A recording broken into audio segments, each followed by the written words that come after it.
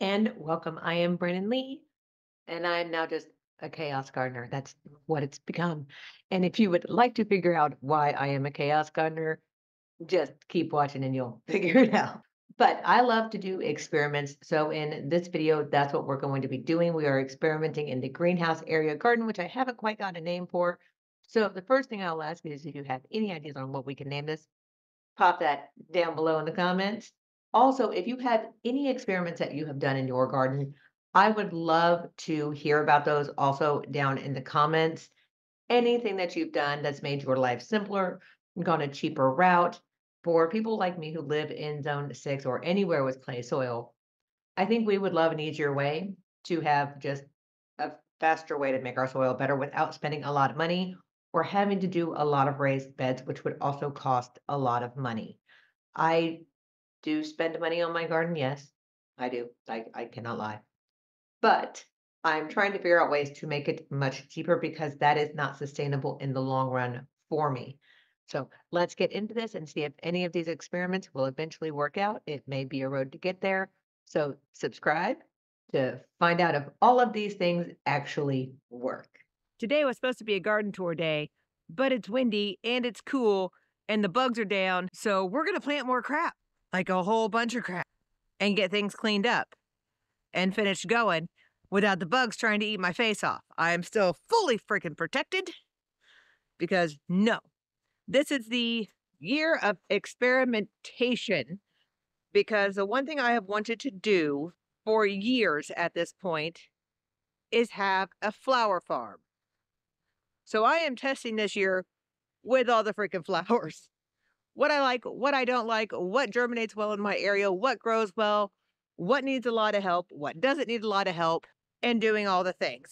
So today we are doing another succession planting of flowers, and I may toss in some cover crops because I am learning I really don't freaking like the weed fabric. It's a pain in the butt. I don't have a torch to make the holes. Cutting it's a pissing me off. Sorry about the language. Not made for kids, but it's annoying and I don't like it. So I will actually move it to other places where it actually is needed, like in the property lines between us and the cornfields, because that gets very scary. And I like to be able to see through the cornfield to see what the F is coming at me.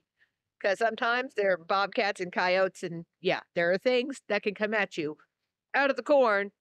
And there's a little gray cat. And if you've ever watched Pet Cemetery, I swear to God, this cat should be named Church. Looks exactly like Church. But on that note, let's get this garden party started, y'all. First things first, let's get this hot mess out of our way because we don't even know what's going to come crawled up out of there. I've already dealt with snakes and lizards and spiders and frogs and turtles and all the things, and we just need to make sure that I scare everybody away so that I don't have a heart attack later on. And this is where the chaos begins, my friends, because we make absolutely everything in there angry at us. That was a lesson in destruction. Okay, all that crap back there was this weird vine thing that's completely invasive. Like, I'm going to flip you around and show you how invasive this vine is because it has overtaken like 3 of our trees. So you see that big clump of green right there? Right there?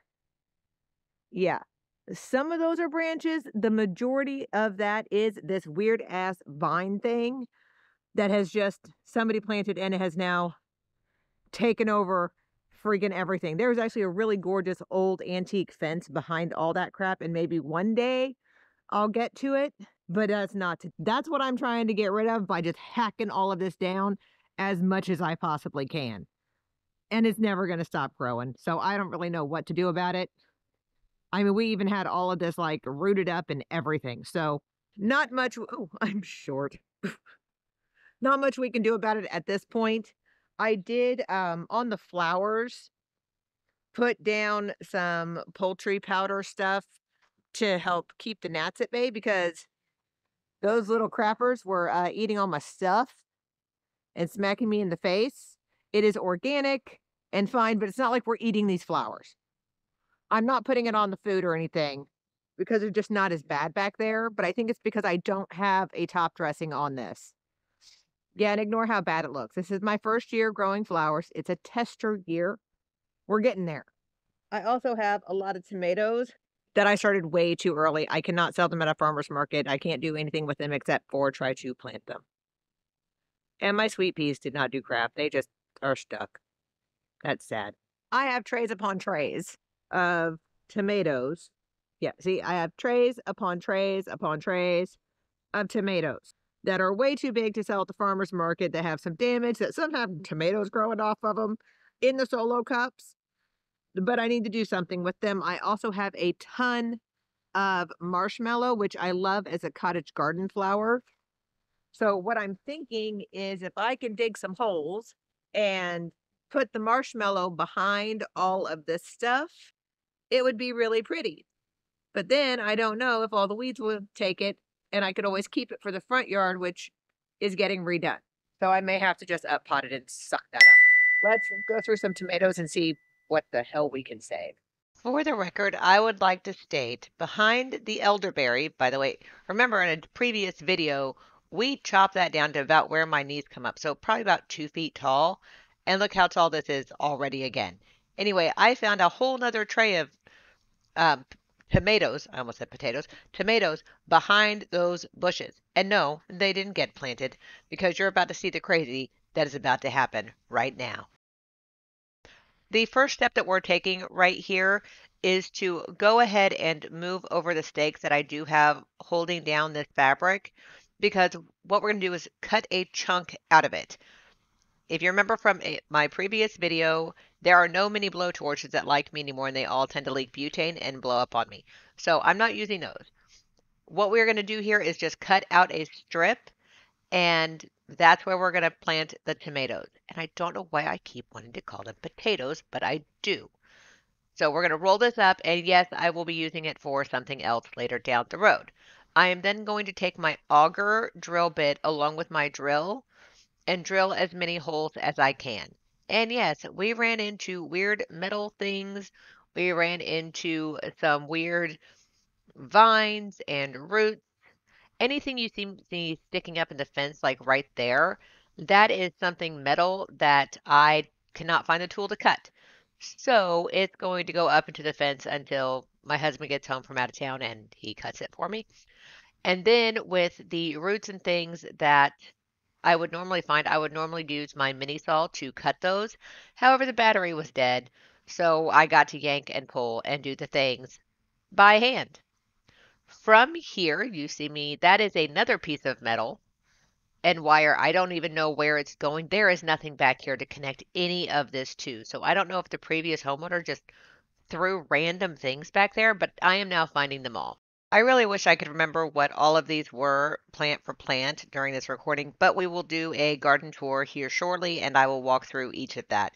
I do know everything closer to the pond are vining, and all the bushing tomatoes are closer to the front of the line. I'm going in here and widening the holes if I need to, deepening them if I need to, because with tomatoes, you can plant them pretty deep as long as you take the leaves off of them, and they will root from pretty much the entire stem. Wherever you see hairs on the tomato plant, that will create roots in the ground and strengthen those roots. Because these got so big, that's what I'm having to do. And the reason I can't sell them anywhere or even give them to anybody, because it would be such a pain for them to have to go through this process themselves. And a lot of people around me are older than me, and this already hurts me. So let's not cause that issue with anybody else. And the gnats are back.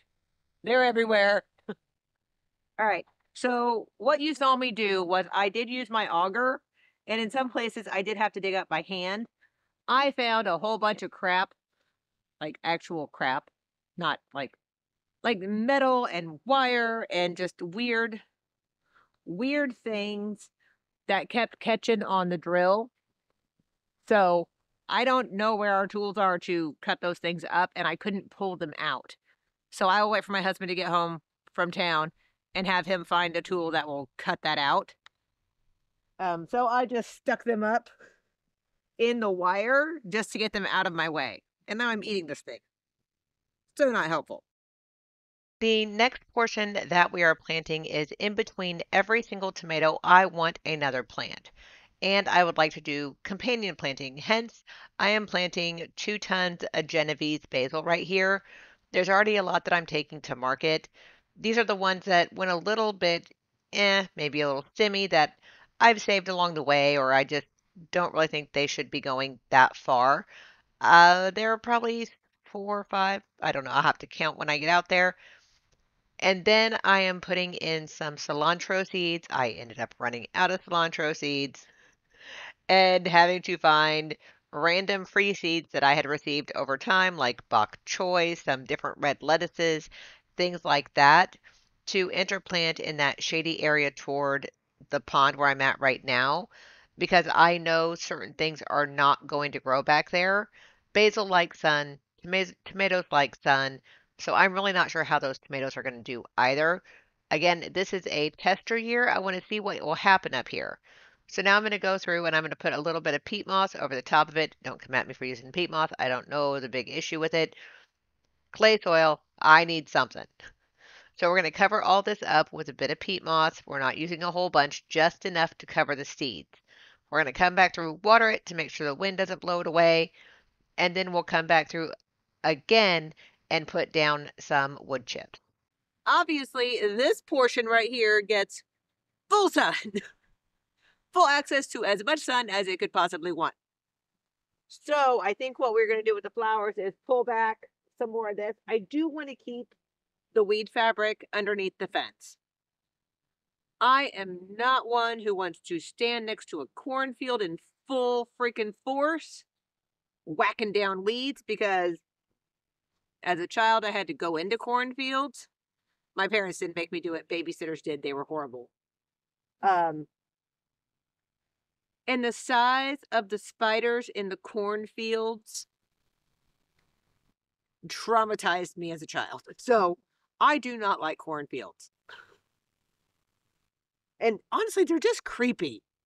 I grew up around cornfields, and I probably because of all the stories you hear growing up around cornfields, so your parents know you stay out of the cornfield, because very few people in the world, if any, are taller than corn. So if you go into a cornfield, it's easy to get lost, so you get lots of scary stories from your parents growing up around massive cornfields. So anyway, I think I'm going to make this entire corner right here up until this Genovese basil flowers.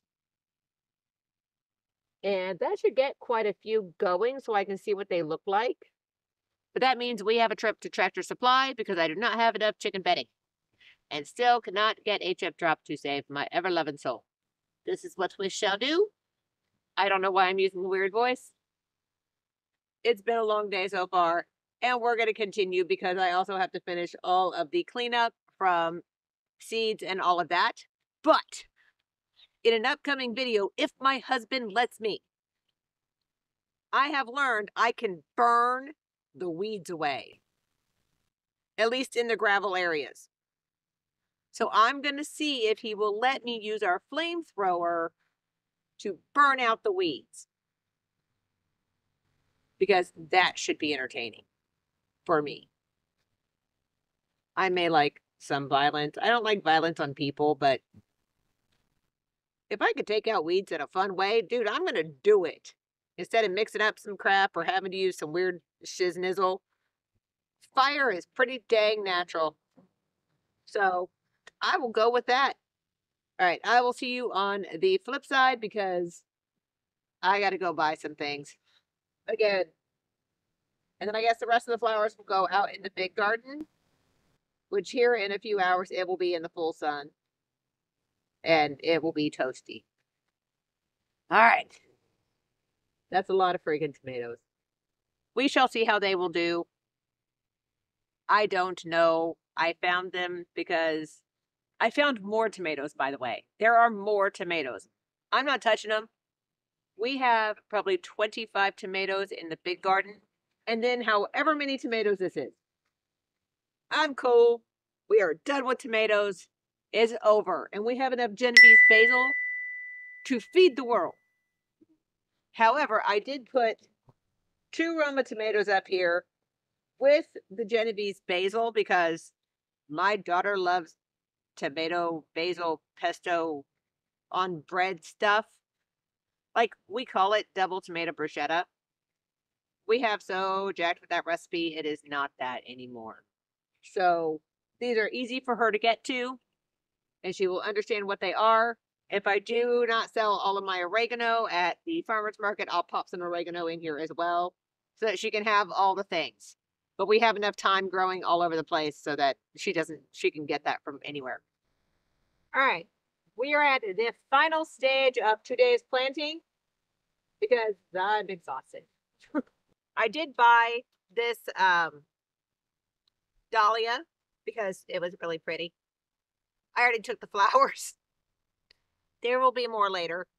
So I'm going to open this up right here and get a couple of different other zinnias and sunflowers, some couple of different things planted over here.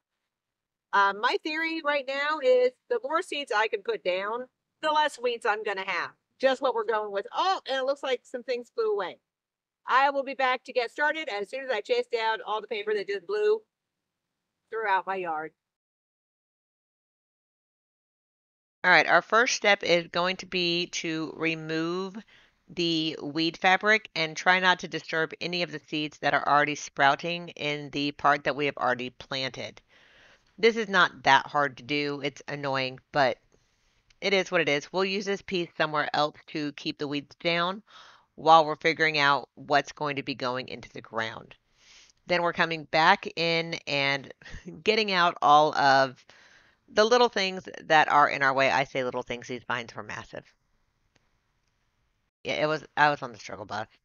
Make sure you have good shears. My mini saw would have been super helpful. I'm going to come back in with the peat moss again, lay that down as sort of just like a little bit of a foundation for my seeds so that they're not trying to grow directly in clay. However, I did learn that zinnias tend to like clay soil, so we're going to see if that is true. I'm going to finish putting the peat moss down. I cannot remember the exact order I planted the seeds in, but I'm going to try to get as close as I can. So right after we water this, because the wind has picked up, we're going to start planting in our seeds. And I started out with all of the zinnias, and I've used a Queen Lime Blush, Peppermint Stick, Aztec Burgundy Bicolor, Aztec Sunset, and Queen Lime Red zinnias to plant in this area. I think I did a couple of Unwinds Mix dahlias, as well as some Vanilla Ice sunflower, Florenza sunflower, some chocolat, and some chocolate cherry. I didn't have a whole bunch of the sunflower seeds left, and I figured I'd put those at the back because they are much taller and just give it some height back there and be all good. I'm then going to take the chicken bedding that I buy, which is pine shavings, and cover all of this up. Wet that down to make sure they don't blow all over the place, and then continue laying those chips out. And you can see the difference in the color between the older chips, and this is because this is going to hold in that moisture and help protect those seedlings. This also keeps me from having to water all the time, especially if there are points where we don't get rain, which can happen. It did last year. I'm hoping this year it's a little bit better, but not so wet. I forgot I promised the Velociraptors a feast this year. We get to plant this out in squash and watermelon of all different types. So I think my peppermint stuff is working because the gnats are way less back here. And there are butterflies. Yay, peppermint that's going to take over the entire pond.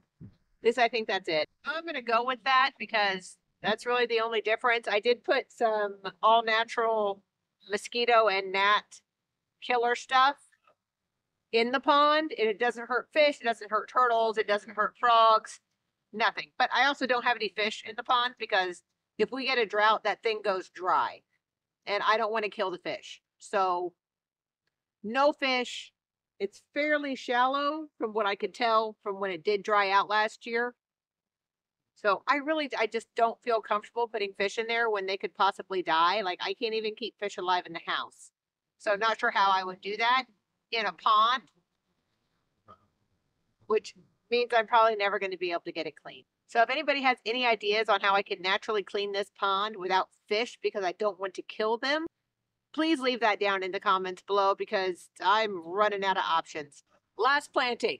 I swear this better be the last planting until I have to do another succession crop in a couple of weeks. But the last one for today. So what I am doing is I cut open the fabric, I put down the seeds, I covered it with a thin layer of peat moss, and then the chicken bedding that I use from Tractor Supply. And we're going to watch to see if this allows things to germinate. And these were older seeds. I did need to actually get rid of them. So this was kind of a plan. I've been watching the Lazy Gardener lady, and I've got to remember her name. Um, and she talks about how it's truly not lazy gardening. You're just setting yourself up for future success and less work in the future. I want to see if I can expand on that, not be like lazy, but digging in clay dirt's hard and it's not so much fun. So if you made it into this part of the video, that means you made it to the end. Congratulations, you have stuck around for the chaos. And this is a great video to watch to see where it all really began. I hope you all have a blessed and magical week. Bye, y'all.